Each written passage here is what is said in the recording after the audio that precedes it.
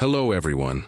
Before we get started, don't forget to hit the like button, subscribe to the channel, and drop a comment letting me know where you're tuning in from and what time it is for you. That way, YouTube knows to keep sharing more stories like this with you. Now, let's jump in. I got the call around 9 in the morning. Dispatch said an elderly woman living on East Briar Street had phoned in, worried about her tenant. She hadn't seen him for several days and his car hadn't moved. She said she could hear his TV on sometimes, but no one answered the door. It was routine, just another welfare check, but the address gave me pause. The building was one of those old pre-war places, built sometime around 1910, divided over the years into cramped single-bedroom units with paper-thin walls and creaky stairs. Most of the tenants were people barely getting by, paying cash to a landlord who lived 2 counties away. When I pulled up, the morning air was cool, the kind of damp cold that clings to your clothes. The house sat back from the street, its front porch sagging slightly in the middle. The paint had peeled away in long strips, leaving gray wood exposed underneath. A row of rusted mailboxes leaned against the wall, names scratched out and rewritten over the years. The neighbor who called was waiting outside. She was small, probably in her 70s, wearing a heavy cardigan even though it wasn't that cold. She pointed me toward the tenant's apartment, ground floor down the back stairwell, that led into what used to be the basement before they split the house into units. The smell hit me halfway down the stairs. Thick, rotten, unmistakable. I'd been on enough calls to know what decomposition smelled like. It's one of those things that never leaves you once you've experienced it. It clings to the back of your throat, to your uniform, even your hair. But this was different. It wasn't sharp or dry like a body that had been left for days. It was wet, humid, heavy, like the air inside a greenhouse mixed with rot. The door was locked, but I could hear a faint buzz from inside. Maybe the TV or a fan. I called it in, waited for backup, then forced the door open once another officer arrived. The moment the air escaped, it felt like stepping into a different climate. My flashlight cut through a haze almost like steam, though it was too warm and damp to be dust. Inside, everything was spotless. The furniture was neatly arranged. The carpet looked vacuumed. There was a half-eaten sandwich on the counter, a glass of water beside it, and the TV still playing a daytime talk show. Nothing looked disturbed. No signs of a struggle, no tipped-over chair or broken glass. Just that thick, humid smell that made my eyes water. I checked the bedroom first. The bed was made. Clothes hung neatly in the closet. There was a wallet sitting on the dresser. Driver's license tucked neatly inside. Name, Michael Holbrook, 48 years old. The bathroom was the same. Clean, towels folded, toothbrush in a cup by the sink. But the tub drain looked darker than it should have been, like something thick had been poured down it. When I came back into the kitchen, I noticed a small bump under the rug near the sink. At first I thought it was just uneven flooring, but when I stepped on it, it gave slightly hollow underneath. I pulled the rug back and found an old wooden hatch with a metal handle. Looked like some kind of access panel, maybe for plumbing from when the place still had a shared boiler system. The wood around the handle was worn smooth, like it had been opened and closed many times. I knelt down, flicked my flashlight on, and pulled it open. The smell poured up from below, stronger than before. The beam of my light cut through a narrow space beneath the floor. Not a full crawl space, more like a cavity between the old foundation and newer flooring. The dirt down there was dark and wet, and the walls, the concrete and wood supports, were covered in handprints, dozens of them. They weren't bloody, but they were stained. A mix of dirt, oil, and something darker, almost tar-like. Some of the handprints were large, some small, some smeared as if someone had slipped or tried to climb. I followed them with my light. They went along the support beams, up the underside of the floorboards, all around the small space. It was clear someone had been down there. Maybe trapped, maybe crawling. We called for CSU, and they spent hours combing through every inch. They didn't find a body. No signs of forced entry, no footprints leaving the apartment. Just those handprints and that smell that hung in the air like a living thing. They collected swabs, photographed everything, bagged the wallet and phone, and left the rest for later analysis. The report came back a week later. The handprints were confirmed to belong to Holbrook, the missing tenant. But what didn't make sense was that some of the prints were smaller. A few were child-sized, perfectly shaped, overlapping his. They ran the smaller ones through the system, but there was no match. No kids were registered to live in the building. No visitors had been seen entering or leaving. We canvassed the area, checked hospitals, shelters, morgues. Nothing. His phone showed the last call made 3 days before the welfare check to a local hardware store. He'd ordered cleaning supplies and a roll of heavy plastic sheeting. When officers searched the dumpster behind the building, they found the empty roll, but no sign of what it had been used for. The building owner said Holbrook was quiet, kept to himself, paid rent in cash every month. The elderly neighbor said she sometimes heard him moving around at night, pacing, talking softly to himself, but she assumed it was the TV.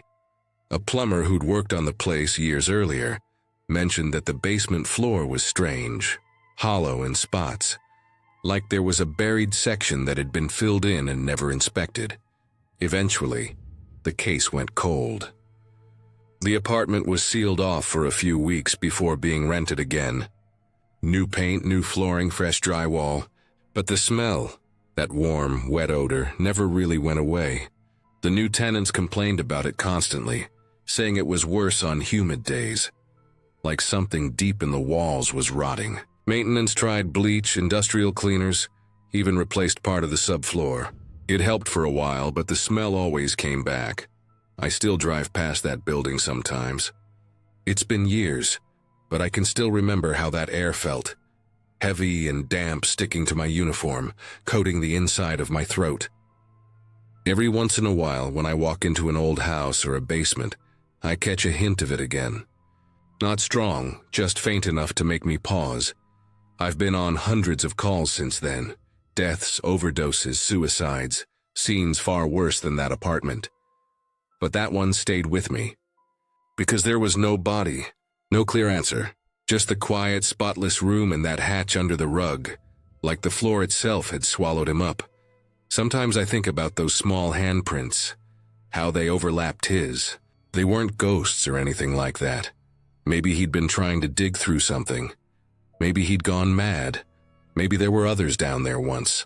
But the thought that gets to me most is the simplest one, that whatever happened, he wasn't alone in that crawl space when it happened. The case file's still open. His name's still listed as missing, but every now and then when I can't sleep and the air feels too warm, I swear I can smell that same thick, humid scent, the kind that doesn't fade no matter how long you've been away.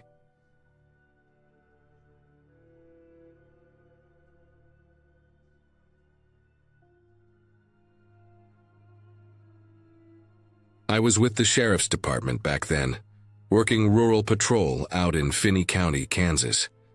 Most nights were quiet. Just long stretches of highway, empty farm roads, and the radio crackling every so often with something minor. That night, though, around 11:40 p.m., dispatch called in a report of a light seen flickering inside an abandoned grain silo off County Road 62.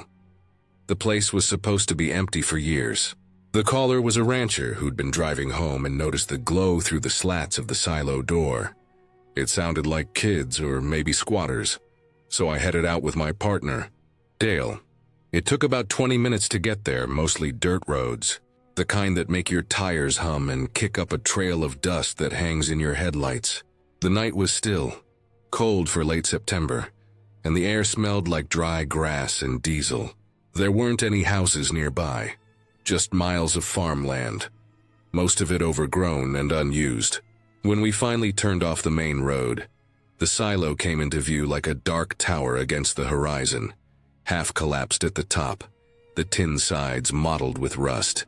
The moon was low, just a thin white slice, and everything around it was swallowed in shadow. We parked near the fence line and killed the lights. The grass around the place came up to our waists. You could hear the wind moving through it. That slow brushing sound that always feels louder when there's nothing else around. The silo stood about 30 feet tall, with an old service shack leaning beside it. The doors on the shack were hanging loose, slamming every so often with the breeze. But what caught my attention was the faint light leaking through the cracks of the silo door. It flickered like a flashlight being waved around. We moved closer, careful not to trip over the uneven ground. I remember the smell of rust and dirt getting stronger as we approached. Through the narrow gaps in the metal panels, you could see the light clearly now, bouncing off the inner walls in a slow rhythm, almost like someone pacing inside. There wasn't any sound, no footsteps, no voices, nothing. Just that shifting glow. We announced ourselves, waited, but got no response. After a moment, we pushed the heavy door open. It scraped against the dirt with a metallic screech. The light dimmed instantly. Inside, the silo was mostly empty. Just concrete floors, piles of old feed sacks, and dust so thick it floated in the beam of my flashlight like smoke. The air was stale and damp. There was no sign of anyone. Then I saw it. Toward the center of the floor was a circular pit, maybe 5 feet across, ringed with an old rusted ladder leading down into the dark. The kind of service shaft used to clean the auger systems. The flickering light was coming from down there, faint but visible. Dale held his light over the edge, and that's when we saw it was a phone, lying face up on the dirt about 12 feet below, the screen still glowing. I climbed down. The rungs were cold and rough under my gloves. As I got closer to the bottom, I noticed the dust on the floor had been disturbed. There were footprints, bare feet, small, maybe size 9 or 10, pressed clear into the fine layer of dust. They led away from the pit, toward a section of the wall where the concrete ended and bare dirt began. There, a narrow tunnel had been dug, just wide enough for a person to crawl through. It looked old, the sides packed firm, with bits of straw and loose gravel mixed in. I crouched down and aimed my light inside. The tunnel went straight for maybe 10 feet, then stopped dead. The footprints went all the way in and ended mid-step. The last print half-pressed, like whoever made it vanished mid-motion. There was no sign of collapse, no loose dirt, no branch off. Just stopped. I picked up the phone and looked at it. It was cracked and covered in dust, but the battery was still on somehow. The lock screen faintly glowing. No signal, no ID on the case, nothing to tell whose it was. I bagged it for evidence, climbed back up and told Dale what I saw. We checked the rest of the structure, the shack, even the field outside. No other footprints, no tire tracks, nothing. Just silence and wind moving through the grass. We logged it as trespassing with no contact. Back at the station, we dropped the phone off for processing. Around 3 in the morning, dispatch called again. The serial number on the phone had matched a missing person report. Belonged to a farmhand named Aaron Cole. He'd worked the same property about 2 years earlier, doing seasonal maintenance. His boss reported him missing one morning when he didn't show up for work. They'd searched the area back then, even used dogs, but never found anything. That connection sat heavy in my mind. I tried to shake it off as coincidence. Maybe someone had found his phone and lost it again. Still, I couldn't stop thinking about those footprints in the dust. The bare feet leading into that tunnel that went nowhere. The idea that the phone had been glowing down there after 2 years didn't make sense either. Batteries don't last that long and there was no power source. A week later, another call came in. Same location. Same report. Someone seeing light flickering inside the silo. Different caller this time. A trucker passing through. I didn't go. I told dispatch I was tied up with another call, and Dale went alone with one of the rookies. They found nothing. Just the door half open, same as before, and a faint burnt smell inside, like old wires. That silo got a reputation after that. Over the next few months, more reports came in. Always lights, never anyone there. Some of the younger deputies joked about it, but most of the older ones avoided it. The property was eventually fenced off, listed for sale, but no one bought it. The owner passed away last spring, and it's been sitting untouched ever since. Every now and then, when I'm driving those back roads at night, I still glance down that dirt lane. You can see the silo if the moon's bright enough, standing there alone in the weeds. I've caught myself slowing down more than once, just staring, wondering if that light's still there. I never stop, though. Whatever happened to Aaron Cole, wherever he went in that tunnel, I don't think he ever left that place. And if someone's still dropping lights or phones down there, I don't want to know why. I've been off rural patrol for years now, but even today, if dispatch mentions County Road 62 or that old silo property, I turn the radio down and wait for someone else to take it. Some places don't feel empty no matter how long they've been abandoned. That silo's one of them. I don't go near it anymore.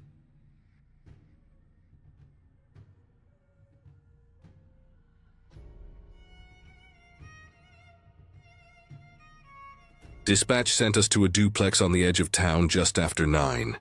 The call came through as multiple noise complaints, screaming and banging. The kind that always get your blood up because you never know what you're walking into. It was humid that night. The kind of air that sticks to your shirt and makes your vest feel twice as heavy. My partner and I rolled up in silence. The street was quiet, just rows of tired old duplexes with overgrown lawns and flickering porch lights. The address we were given sat at the end of the block, half hidden behind a sagging oak tree. When we pulled up, there were no lights on inside. The windows looked black and the place had a heavy, abandoned feel to it. The landlord was already standing outside, waiting near the sidewalk. He was an older man, wearing a sweat-stained shirt and holding a flashlight with a shaking hand. He told us the unit was empty, said no one had lived there in months. He looked terrified, like he wanted to be anywhere else but there. We went up the walkway, our boots crunching over loose gravel. The air smelled like mildew and something else, a damp, sweet odor, like a basement that had been sealed too long. Even from outside, I could feel the heat radiating through the door. It was like stepping up to a running dryer. I turned the handle. It wasn't locked. The second we pushed in, the air hit us, thick, wet, heavy with humidity. The kind of heat that shouldn't exist inside a building at night. My flashlight beam cut across walls covered in faded yellow wallpaper, edges curling and peeling downward like strips of old skin. The smell was worse inside. There was something rotten buried under the heat, faint but sour like spoiled fruit or stagnant water. We moved in slowly, clearing each room one by one. The living room was empty except for a broken chair, a stained carpet, and an old ceiling fan that didn't move when I tried the switch. The kitchen was bare. No dishes, no food, not even dust on the counters. Just silence and the slow, sticky sound of our boots pulling off the linoleum. Then we heard it, a dull rhythmic banging, faint at first, coming from somewhere toward the back of the house. It was steady, spaced out by a few seconds like someone striking drywall with a hammer. It didn't change when we called out. It didn't pause when we moved closer. It just kept going. We followed the sound down a narrow hallway lined with closed doors. The wallpaper here was darker, stained with long brown streaks that looked like water damage. The air got thicker the farther we went. I could feel sweat rolling down my back, sticking my uniform to my skin. The sound grew sharper. Whoever or whatever was making it was only a room away. The door at the end of the hall was swollen from the heat, slightly cracked near the handle. The banging came from right behind it. We exchanged a glance, stepped back, and kicked it open. The door splintered inward and slammed against the wall. Nothing. The room was almost empty. Just a single dusty window covered with grime, and a bare bulb hanging from the ceiling that didn't work. There were no signs of life. No furniture, no tools. Nothing but a single hole in the drywall about 3 feet off the ground. The edges around it were jagged, punched or hammered in. Small flakes of plaster scattered on the floor below. The smell was stronger here, earthy and chemical at the same time. The banging had stopped the instant we opened the door. The silence that followed felt unnatural, like sound itself had been sucked out of the air. I moved closer to the hole. The inside was dark, but my flashlight caught something metallic buried inside. When I leaned down, I realized it wasn't just a hole. Someone had carved out a space between the studs. Inside was a small microphone, one of those older models with a foam cover, wired into a speaker hidden behind the electrical outlet. I could see the wires running down through the wall, spliced cleanly, and looped together with electrical tape. Whoever did it knew exactly what they were doing. We followed the wiring along the baseboard. It ran under the carpet and out through a small gap behind the door frame, then into the wall that separated this unit from the one next door. I peeled back a bit of the wallpaper near the outlet and found another thin line of wire running parallel to the molding. It was old, dust-caked, but still powered. We crossed over to the adjoining apartment. The landlord followed us reluctantly, fumbling with his keys. He swore again that no one lived there, said the previous tenant had moved out a few weeks earlier and hadn't been back. When we stepped inside, the air felt cooler, but the place had that same faint smell, stale, empty, recently vacated. This apartment was furnished, though barely. A couch with no cushions, a few boxes in the corner, a small desk near the back wall. I checked the circuit panel, still active. My partner started tracing the wire along the shared wall, pulling back loose wallpaper, and checking behind baseboards. Eventually he found where it led, a small black device sitting on the desk, hidden behind a stack of old newspapers. It was a compact audio player wired into an amplifier and a timer relay, all running from a wall outlet. The setup was primitive but clever. The device had been playing a looped recording, hours of screaming, crying, and pounding noises, broadcast directly into the other apartment through that speaker behind the wall. The timer showed that it had been turning on for several hours each night, then shutting off before morning. Whoever lived here had been feeding those sounds next door on repeat for months. I sat down beside the desk and looked around the room. There were marks on the floor where furniture had once been, but it had all been moved out except for this setup. On the wall above the desk, there were dozens of small holes where something had been nailed up. Maybe pictures or notes. They'd all been taken down, leaving faint outlines where the paint hadn't faded. The fridge was empty except for a single plastic container. The sink was dry. Every drawer had been cleaned out except one, which still had a few audio cables and rolls of electrical tape inside. There was nothing else. No sign of the person who had done it. No clue why. Just this strange, obsessive setup designed to make people think something horrible was happening in the next room. We logged the equipment, took photos, and called it in. The landlord stood in the doorway, pale and sweating, mumbling that he'd thought it was raccoons or maybe squatters. We left the windows open to air the place out, but the smell clung to our uniforms all the way back to the station. Later, we found out from property records that the person who'd rented that unit had paid cash every month and never left a forwarding address. The neighbors said they'd only seen him twice, a man in his 30s, quiet, always wearing headphones. He moved out a few weeks before the first complaint was made. I went back to that duplex once more. Weeks later, when the new tenants were supposed to move in, the holes in the wall had been patched. Fresh paint covered the stains. Everything looked normal again. But when I stood in that back bedroom, I could still feel the heat of that night, the thickness of the air, and the faint echo of that sound file still looping in my head. Someone had built that entire setup just to make people hear what wasn't there. Not for money, not for revenge, just to fill that silence with something awful. And for months, no one even knew it was fake.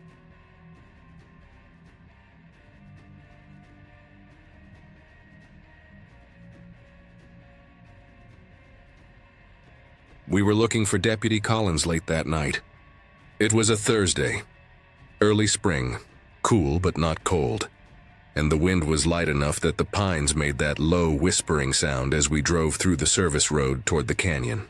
Collins had been out there since around 5 p.m., supposedly checking a call about a stranded motorist, but by 9 he hadn't checked in. Dispatch tried raising him for an hour. Nothing but static. His GPS ping showed his cruiser parked near the service road that ran along the canyon's edge. About 20 minutes from town, I was riding with Deputy Ruiz. We'd worked enough night shifts together that we didn't talk much unless we had to. The road was rough, narrow, and mostly dirt, lined with tall sage and scrub oak. We passed a coyote standing dead still in the headlights, its eyes flashing yellow before it darted off into the dark. When we finally saw Collins's cruiser, it was angled off the road like he'd stopped quick. The engine was still running, headlights spilling light onto the gravel and dust drifting in the beam.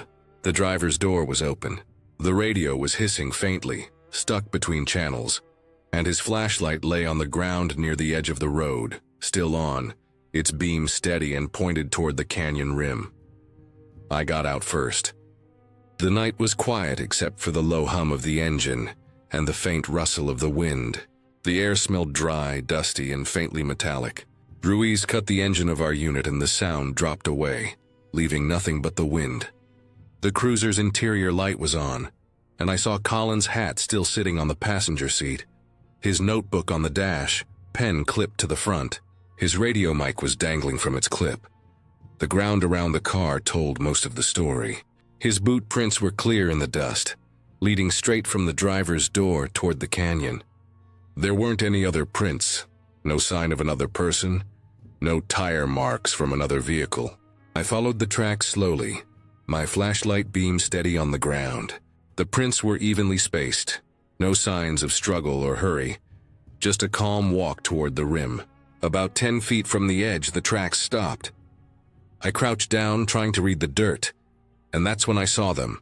2 handprints, palms down, fingers spread wide, pressed deep into the soil.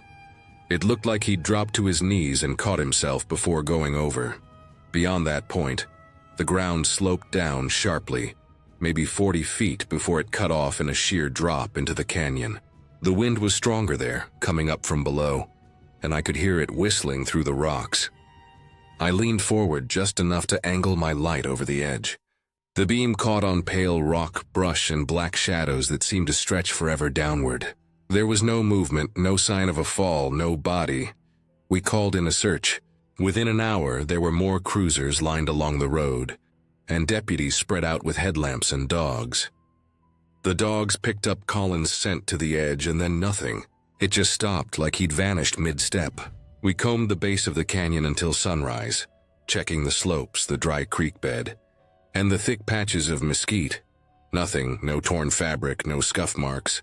No trail showing he'd climbed down or fallen. By the next afternoon, the county brought in a rescue team with ropes and gear. They searched every possible ledge and crevice below the rim. The canyon was about 200 feet deep at that point, and there was no easy way down unless you knew what you were doing. Still, they covered it all. No blood, no broken branches, no sign of an impact. Just dust and rock and silence. The working theory was that maybe Collins had gone off somewhere on foot, maybe had a breakdown or wandered off, but if he had, his prints would have shown it. We checked for miles around. The ground was soft enough to catch every step, and there were none beyond those last 2 handprints. Back at the station, we went over his logs. His last recorded transmission was routine. He said he was checking a car that had been reported abandoned off the service road. But when we pulled the call record, it didn't match any number or dispatcher code. Nobody at dispatch had sent him out there. The supposed caller number came up as unregistered. It was as if someone had spoofed a report. Days went by. The sheriff called in a state investigator. They rechecked the cruiser, lifted prints from every surface. Only Collins. The dash cam had been recording when they found it, but the footage ended abruptly about 30 seconds before we arrived.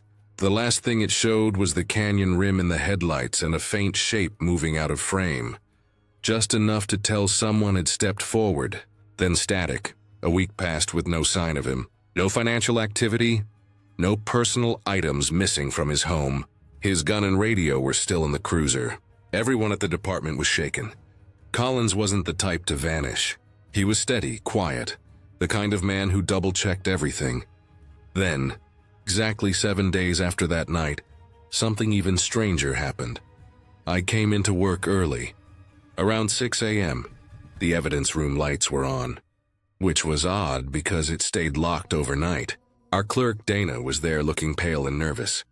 She said she'd been doing inventory when she opened one of the smaller lockers, the kind used for personal items, and found Collins's badge and name tag sitting neatly on the middle shelf. Both were clean. No dust, no fingerprints like they'd been placed there recently. The strange part was that the locker was locked the entire week. We checked the logs. The only key access was recorded the day before Collins disappeared, when he signed out a few bags of evidence from another case. No one had opened it since. The lock wasn't tampered with, and there were no signs of forced entry. Forensics tested everything. No prints, no DNA, no trace of who had handled them. They even checked the serial numbers to confirm they were his. They were. Somehow his badge and name tag had found their way back inside the station, into a secured locker that no one could have entered without the master key, which was still sealed in the lockbox. The official report listed him as missing in the line of duty. Unexplained circumstances. The file stayed open for months before being archived. Every now and then, someone would mention him, usually a new deputy who'd heard the story secondhand, and we'd go over the details again, trying to make sense of it, but there was nothing to make sense of. His last steps were recorded in the dirt, ending at the edge of that canyon, his hands pressed down as if he'd caught himself from falling. No sign of a fall, no sign of a climb, no sign of another person. And then, a week later, his badge and name tag, clean, untouched, back where no one could have put them. I drove out to that spot once more before I transferred to another county. The cruiser was long gone, but the faint outlines of his tracks were still there, just barely visible in the packed dust. The handprints had filled in over time, softened by wind and rain. Standing there, I remember feeling how empty it was. The same wind rising out of the canyon, the same low hum in the pines, the same endless dark stretching below. Whatever happened to him, it didn't happen by accident. Someone or something human wanted it to look that way. And standing there, looking out into that black canyon, I couldn't shake the thought that maybe he hadn't fallen or walked away. Maybe he'd been taken, quietly, efficiently, without leaving a trace. And whoever did it wanted us to know they could get inside our station just as easily.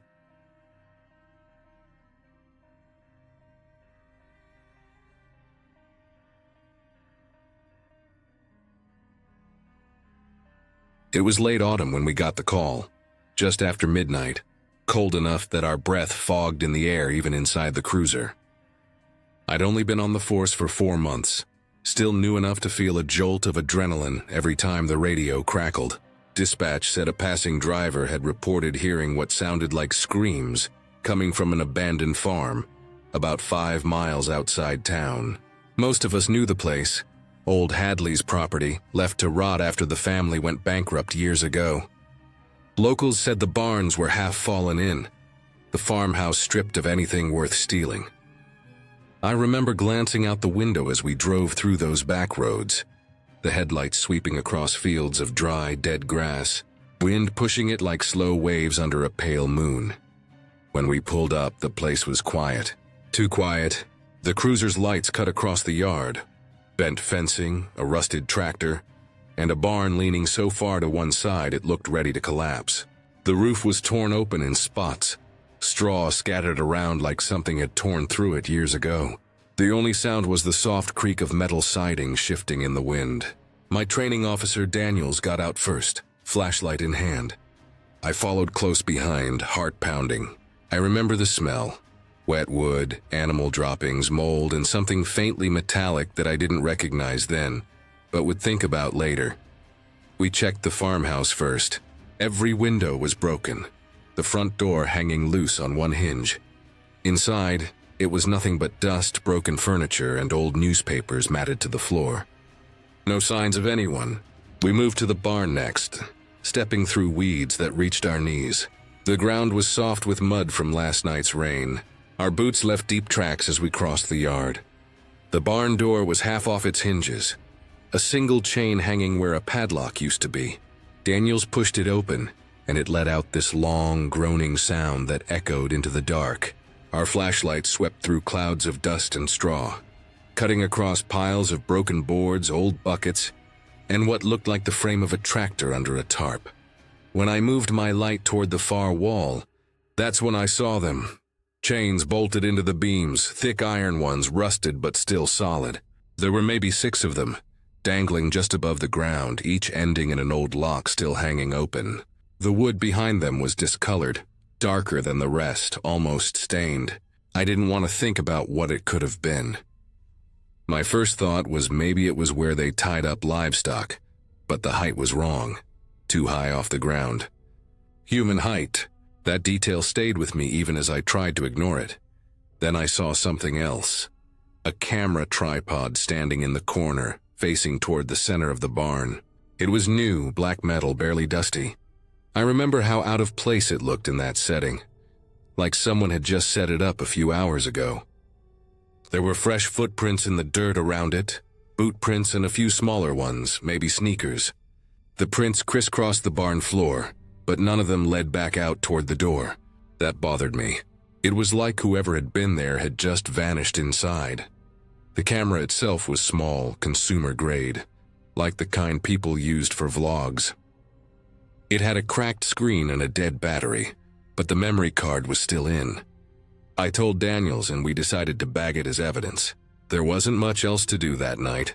We searched the area for about an hour, checked the fields, the silo, the woods behind the barn. Nothing. No people, no cars, no signs of struggle. Just those footprints that led nowhere. Eventually we cleared the scene and went back to the station, writing it up as a suspicious circumstance. It felt unfinished, like we were missing something important. The next morning, one of the techs loaded the footage from the camera. There wasn't much on it, just one file, time-stamped about 3 hours before we'd arrived. The video was short, maybe 40 seconds long. I remember standing there with my coffee, staring at the monitor as it started playing. The first few seconds were just static and dark shapes. Then the picture steadied, and I realized the camera had been set up in that same barn, pointed toward the exact spot where I'd been standing when I found it. You could see the same beams, the same straw on the ground, the same warped boards of the floor. And then a figure stepped into frame. It was a person standing exactly where I had been, facing the camera. They were holding a flashlight under their chin, the beam throwing their face into harsh, uneven light. Their expression didn't change, just a blank, almost bored stare. They didn't move, didn't speak, didn't even blink. The light cast long shadows behind them, crawling up the walls. The air in the room seemed thick even through the screen. I remember leaning closer, trying to make out details. The person was wearing a jacket, dark, heavy, something like what I was wearing that night. The face was just a blur, washed out by the glare of the flashlight. But there was something oddly familiar about the posture. The way they stood with their shoulders a little hunched, and one foot slightly turned inward. Exactly like me. When the footage ended, the room stayed silent for a long time. The timestamp showed it was filmed at 9:12 p.m. We had arrived at the barn just after midnight, 3 hours later. For a few minutes, I just stared at the screen, trying to make sense of it. There were no sounds in the video, not even background noise. Just that person staring. When I went back and looked at the report, I noticed something that chilled me more than the footage itself. The footprints we'd seen in the dirt matched the pattern on my own boots. I'd chalked it up to coincidence at first, but the more I thought about it, the less sense it made. I'd followed Daniels into that barn. There shouldn't have been any prints in that corner until I walked there, and yet they were already there when we arrived. We checked the surrounding properties, nearby security cameras, even the road footage from traffic units.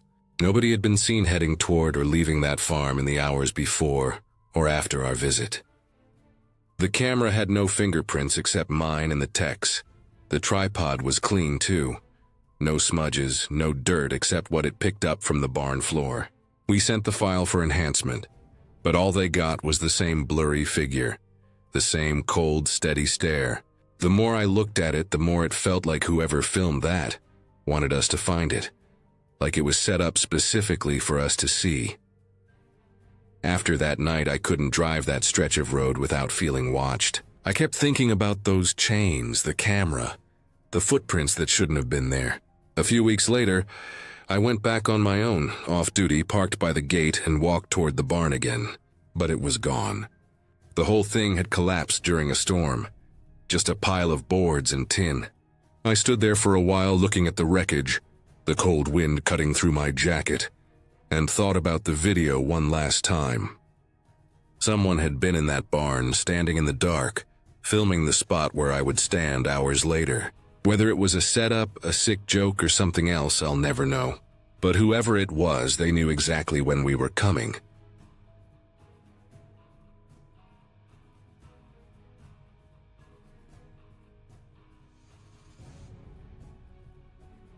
We got the call just after dawn. A warrant for a rural trailer tucked somewhere off County Road 212, deep in the pines outside Montgomery County. It was early February, cold and gray, the kind of morning where breath hung thick in the air. The roads were slick from last night's drizzle, and the whole forest felt still when we pulled off the asphalt and crept up the dirt track. The trailer sat about 200 yards off the road, half hidden by trees. No vehicles out front, just a flattened patch of mud and a broken swing hanging from a pine branch. There were 6 of us on the team. I was third through the door. The moment we stepped inside, it felt wrong. The place was empty but still warm. Not just from the heater. There was a pot of coffee on the counter, steam curling up like whoever poured it had just stepped away. The TV was on too, low volume, looping a weather report. There was a plate on the table with eggs half-eaten, fork still in the food. Another plate opposite, like someone had been sitting across from them. Everything smelled faintly of cigarettes and bacon grease. The floor was soft in spots, water damaged. The air thick with that sour smell of old insulation. We cleared each room fast, but there was nothing. No people, no sound, not even a dog barking outside. Only the hum of the TV and the wind faintly moving through cracks in the walls. When we got to the back bedroom, that's when we found the first camera. It was mounted high in the corner, pointing out the window. A small screen sat on the desk below it, showing a live feed of the trailer from somewhere outside. One of the guys went out and found it later.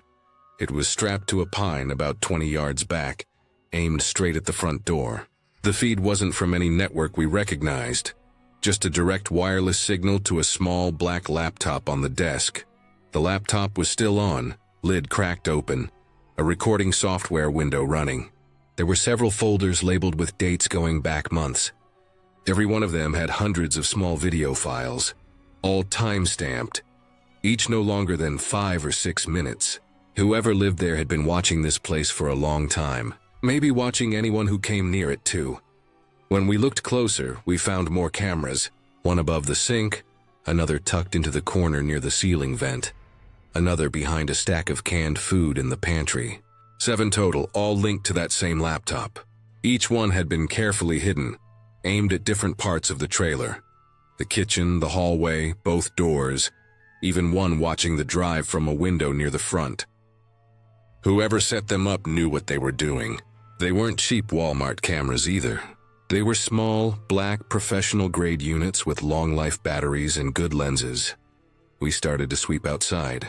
The rain had left a layer of wet mud that took prints easily. That's when one of the guys noticed the back door had been cracked open since we'd come in. None of us remembered leaving it that way. It had been closed when we cleared the kitchen, or at least I thought it was. The forest behind the trailer was quiet, unnaturally quiet. No wind moving through the pines, no insects, no birds. Just silence and that faint smell of wet bark and dirt. We spread out to check the perimeter, each of us moving slow. The mud showed our boot prints, scattered around the back steps and leading out a few feet into the trees. Then we noticed another set. Same size, same tread pattern as mine. Fresh.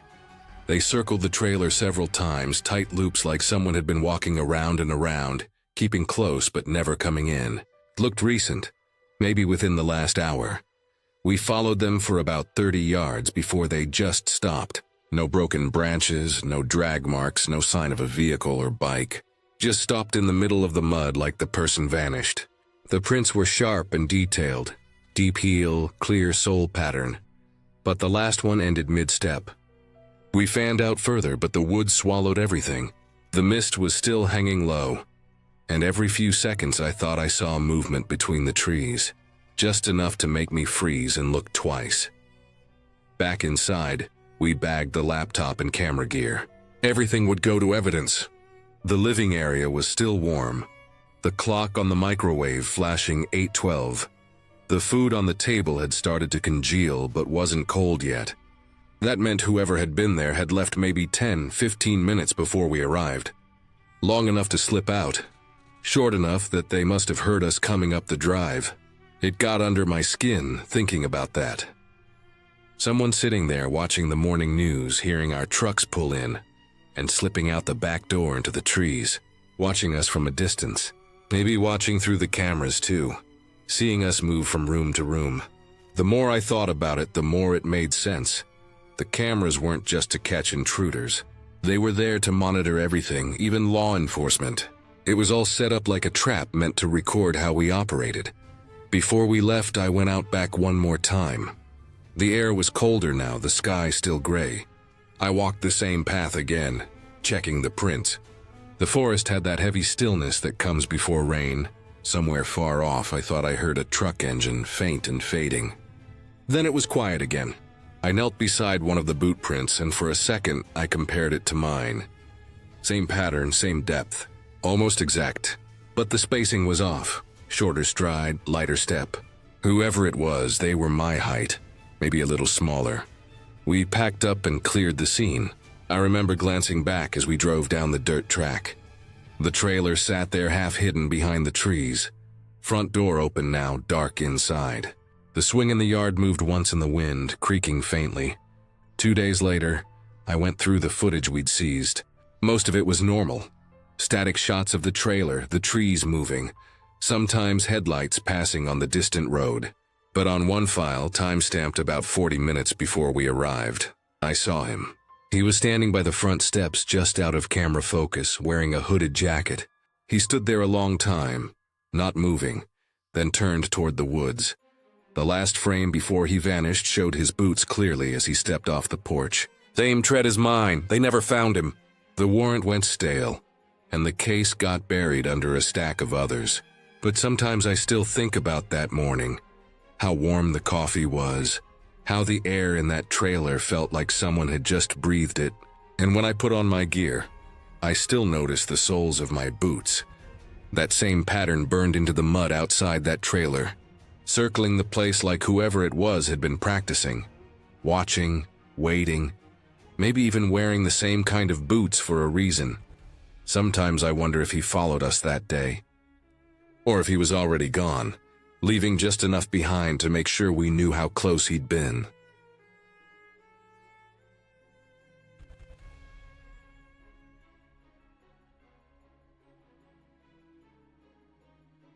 It was close to 2 in the morning when I came up on that stretch of highway. The sky was clear, stars sharp and cold, and the air had that dry, biting chill that seeps through even the thickest jacket. It was the kind of night where the radio static felt louder than usual, and the hum of the cruiser seemed to echo through the emptiness. I'd been patrolling that same 30-mile stretch for 3 years. Nothing ever happened there, no bars, no houses, just farmland and broken fences. When I saw something sitting on the shoulder ahead, it caught my eye immediately. Looked small, boxy. My first thought was maybe a piece of luggage fell off a truck. I slowed down, eased the cruiser onto the shoulder, headlights washing over the thing. It was a baby carrier. Pale gray plastic, pink blanket tucked neatly inside. For a second, my brain didn't register what I was seeing. The wind was cutting across the road, and the blanket fluttered slightly like something alive. I remember my stomach dropping. Not fear exactly, but that cold, uneasy rush that comes when something doesn't belong. I grabbed my flashlight and got out. The air hit me hard, sharp enough to sting my face. I walked toward it, boots crunching on gravel, the beam of my light bouncing off the reflective striping of the road. When I got close enough, I could see the blanket was soaked dark near the middle. My heart started pounding. I lifted the corner of it, expecting to see a baby, maybe abandoned, maybe worse, but it wasn't a baby. It was a doll, a hyper-realistic one. The kind that looks too close to real, with painted veins and eyelashes.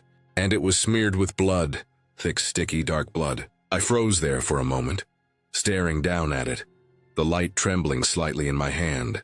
Then I noticed the note, a strip of masking tape under the handle, holding down a small folded piece of paper. I peeled it back carefully. The words were handwritten in neat block letters. "You stopped." That's good, that was it. No name, no explanation, no threat, just that one line. I stood there longer than I should have. The sound of the wind and the occasional rattle of the grass on the shoulder, the only things moving. I radioed it in, told dispatch what I found, gave my location. Another deputy, Carter, was about a mile up the road. They told him to keep an eye out. A few minutes later, Carter came over the radio. He'd found the same thing. Baby carrier, blanket, doll, blood, note. Identical wording. That was when the pit in my stomach turned heavy. We started checking the rest of the stretch. Every mile or so, another cruiser pulled over. Another report came in. 7 total. 7 carriers spaced evenly apart. All the same setup, same note. Whoever did it planned it carefully down to the spacing. We had no traffic that night. Not one car passed me during that whole time. The carriers hadn't been there an hour earlier. I would have noticed. So whoever put them out did it fast, quiet, probably knowing the route schedule. We collected them carefully, photographed everything, sealed them for evidence. The blood was confirmed as animal blood, pork mostly. No fingerprints, no tire tracks, nothing but a few footprints that didn't lead anywhere clear. For the rest of that week, the story spread around the department. Nobody could figure out the point. It didn't fit any known group, didn't line up with any local cult activity, nothing. It wasn't a prank, too elaborate, too deliberate. The only thing anyone agreed on was that it was meant to get inside our heads. And it worked. I had to drive that same route again the next night. I told myself it was just another shift, but I couldn't shake the image of those dolls. Every time I passed a dark patch or saw something by the roadside, my hand went automatically to the radio.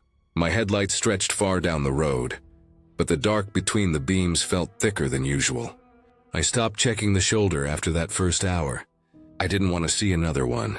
About 2 weeks later, we started getting the calls. People driving that stretch said they heard crying coming from the ditches, sometimes faint, sometimes close enough to sound like it was right outside their car. We sent out units every time, and every time we found nothing. No tracks, no signs, no animals. Just wind and tall grass. But the calls kept coming. I got one of them myself around 3 a.m. on a Wednesday. The caller sounded shaken, said they thought a baby had been thrown out of a car. I went out, lights off, coasting along the shoulder with my windows cracked to listen. I did hear something, faint, high-pitched, irregular. It wasn't exactly crying. It wavered, stopped, then came again, weaker, like an echo. I got out, walked along the ditch with my flashlight sweeping through the weeds. Every so often the sound would come again, just out of reach, carried on the wind. Didn't sound mechanical. Didn't sound like an animal I recognized either. But it never stayed in one spot long enough to track. Eventually it just stopped altogether. I stood there for a while, breath fogging in the cold air, realizing how far from everything I was. No houses, no lights, just the long, empty highway and the whisper of the grass. We checked the area again at daylight. Nothing. Just the same ditch line running parallel to the road, with bits of tire treads, soda cans, and a couple old hubcaps half buried in dirt. The place looked harmless in daylight, almost too normal. But driving that stretch at night never felt right again. I started avoiding it when I could, swapping patrol routes with other units. Some of them said they heard the same thing, crying, or something close to it, but it always faded before they could pin down where it came from. A few months later, we got word that a neighboring county had found something similar. 3 baby carriers left along a rural back road. Same setup, same note. They never caught whoever was behind it either. It died off after that. No more carriers, no more crying. Just silence again. Still, every time I drive that stretch, even now, I keep the windows rolled up and the radio low. The darkness out there feels like it's holding its breath, waiting for someone else to stop. And when I pass the spot where I found the first one, I can't help but glance toward the ditch, half expecting to see another carrier sitting there, blanket tucked neat, waiting for someone curious enough to pull over. I don't stop anymore. I just keep driving.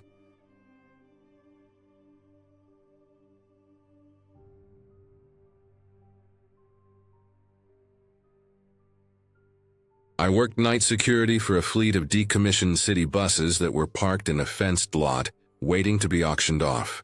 The place sat on the edge of an old industrial area, about a mile past the rail yard, surrounded by cracked asphalt, rusted chain link, and the faint hum of traffic from the highway. My shift ran from 10 p.m. to 6 a.m. Most nights were dead quiet. I'd park my truck near the small security shack, do a slow walk through the rows of buses every hour, and mostly just sit in the warmth. watching the monitors or scrolling my phone to stay awake.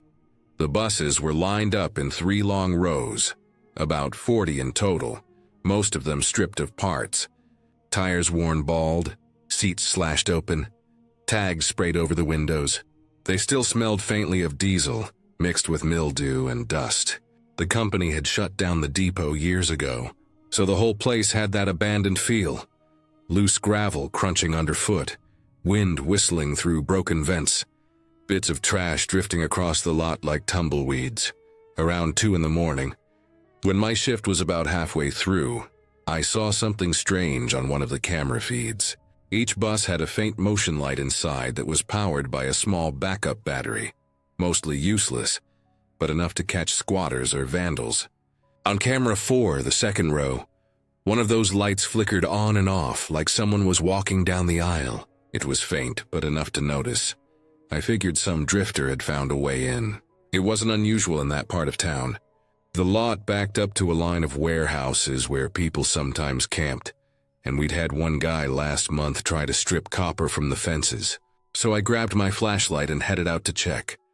The air was cold that night, colder than usual for early fall. My breath fogged up in front of me as I crossed the gravel. Everything was still except for the distant rumble of a train. When I reached the bus, number 2147, I saw that one of the emergency hatches on the roof had been pried slightly open, probably where the rainwater was leaking in. The side door was closed but unlocked, same as most of them. I climbed the steps slowly, shining my light down the aisle. Every seat looked the same, torn vinyl, bits of foam scattered across the floor, graffiti carved into the backs. The smell inside was strong, like old sweat and damp fabric. My boots stuck slightly to the floor where soda had dried years ago. I checked under the seats and along the back row. Nothing. Just trash, bottles, and a couple of old wrappers. The flickering light must have been from the bad wiring. Those buses were barely holding together. I stood for a minute at the back door, shining the flashlight over every inch just to be sure. Then I turned to leave. As I stepped toward the front, I heard it. A dull, soft thud behind me. Not loud, just enough to feel through the soles of my boots. It came from near the back exit, like someone had jumped down from the last step. I froze. For a few seconds I didn't move. My mind ran through the possibilities. Maybe something fell, maybe it was a raccoon, maybe the old suspension creaked. But it hadn't sounded mechanical. It was quick and solid, like weight landing. I turned my light back, sweeping across the seats. The bus was empty. Nothing moved. I even stepped back down the aisle, heart hammering, checking under the last row again. Still nothing. When I got to the back door, I saw it was sealed shut with rust. The emergency latch was jammed years ago. There was no way anyone could have gone out that way. I felt stupid standing there, half expecting something to appear. But after another minute of silence, I just left. Outside, I circled the bus twice with the flashlight, checking for footprints, signs of movement. Anything. The ground was dry, just gravel and weeds. Nothing looked disturbed. Back at the shack, I made a note in the log. 2147 interior lights flickered, checked, nothing found. I didn't mention the noise. It felt small enough to ignore. Just one of those strange moments that happen when you've been up all night in a place that's too quiet. When the sun came up around 6, I brewed some coffee and waited for the morning guard to arrive. Before clocking out, I decided to check the camera feed again, just out of curiosity. The system recorded in short loops, so I pulled up the footage from around 2 a.m.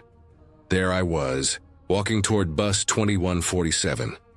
The outside cameras were grainy, but you could see my flashlight beam flicking through the windows as I moved down the aisle. Then I stopped, turned toward the back, paused a few seconds, and exited. But on the next camera, the one facing the row from the opposite end, I noticed something that made my stomach drop.